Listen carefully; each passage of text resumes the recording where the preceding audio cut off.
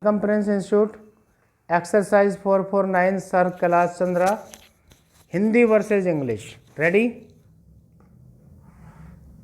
Start. Madam, there is a strong feeling among those who come from the Hindi speaking areas that we are giving a go by to Hindi.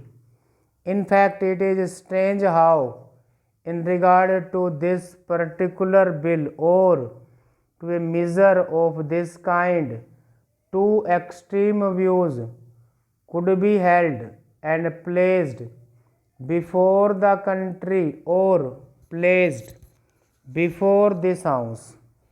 It is said that Hindi is being relegated to the backyard and English will continue throughout this period.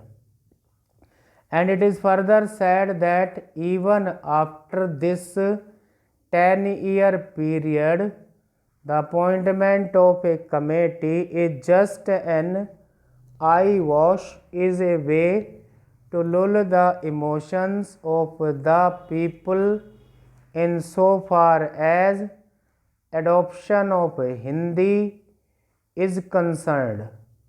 I do not want to say much on that subject. I can only say that the fears and doubts expressed by those who come from Hindi speaking areas are not at all justified.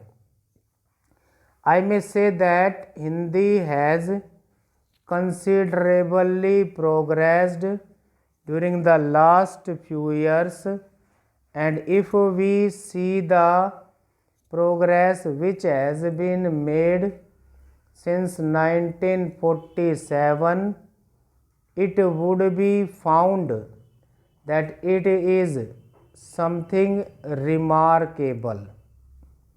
Before 1947, the position of Hindi so far as various matters and subjects were concerned was low in the list, even as compared to other regional languages of the country. But during the last 15 years, the progress has been so rapid, indeed, enormous progress has been made, and I might say that a large number of books, standard books, have appeared, have been published on literature, history, geography, economics, science, etc.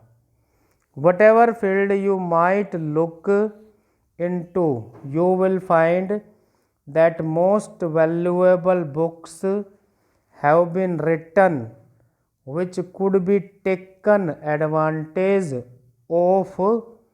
I might even admit before the House that although I come from a Hindi area, I cannot really comprehend and understand many of the books written in Hindi. It is a different matter. The point is, I have not progressed along with the development of Hindi. I am behind the times. I must admit it. It is people like me who are behind, and sometimes I feel that my generation perhaps may not be able to catch up with the development of Hindi. The next generation will do so, but a man like me, of course, who knows something of Hindi, feels that I have not been able to catch up with the progress of Hindi. Next para.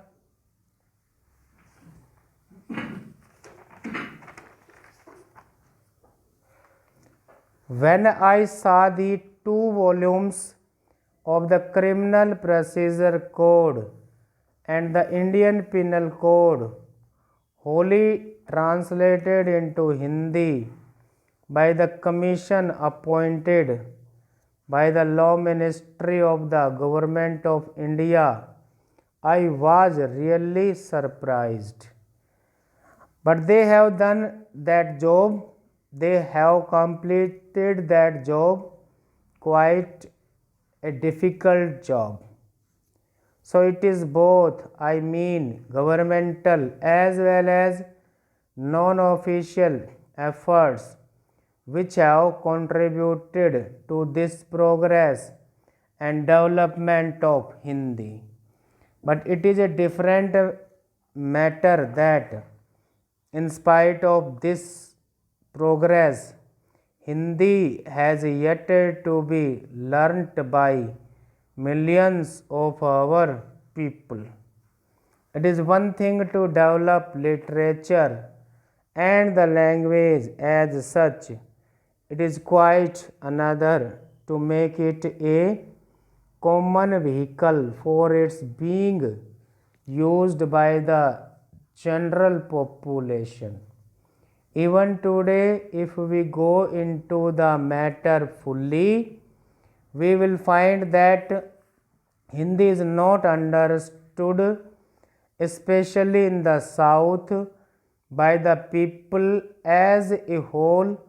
In the administration also, I find that it is not possible by the officers coming from various states, not only from the south but from other areas also, where Hindi is not the regional language, that it is not possible for them to work in the secretariat without the use of English language. They have still to do their work in English, and if Hindi is made in any way obligatory, they will be faced with a very difficult situation indeed. Besides that, it has also to be realized that the advantages of English are obvious. I am not one who is well versed in that language. In fact, I know my own limitations. Yet, I would not like to deny the value and importance of the English language. It is no doubt a historical accident that English has assumed an important place in our country, but madam, there were many things which should not be imbibed, which we should not imbibe from Englishmen.